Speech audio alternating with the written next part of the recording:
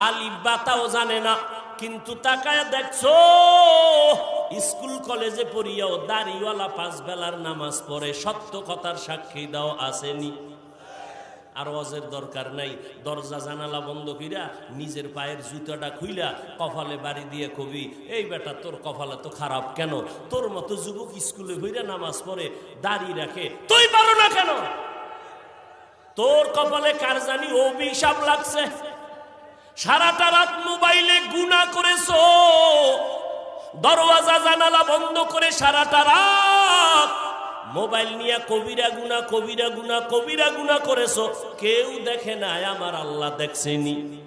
ওই কবিরা গুনার কারণে তোর চেহারার মধ্যে কোনো আলো নাই, কোনো নূর নাই, তাকাইলে মায়া লাগে না।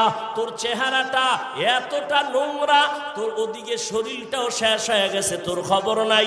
এই মোবাইলের কারণে তোর চোখের পাওয়ার শেষ, কিডনি শেষ, হাড় দুর্বল, মাথা ব্যথা বেড়ে গেছে, বুকে ব্যথা বেড়ে গেছে, যৌবনও শেষ, জীবনও শেষ, চরিত্রটার কোনো ভালাই নাই।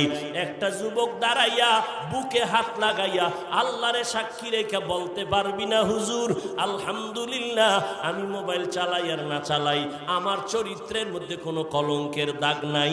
আমার আল্লাহকে সাক্ষী রেখে বলার সাহস তোর মধ্যে নাই, কারণ এই মোবাইলের দ্বারা কয়টা মাইয়ার কাছে তুই চরিত্র বিক্রি করছো আমার মাওলা বেহেতর জানে।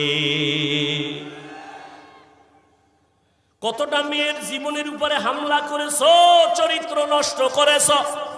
যাদের কলবের চক্ষু খোলা তারা তোর কপালের দিকে তাকাইলে ধরে ফেলবে। ও যুবক বাবা, একটু চিন্তা করো।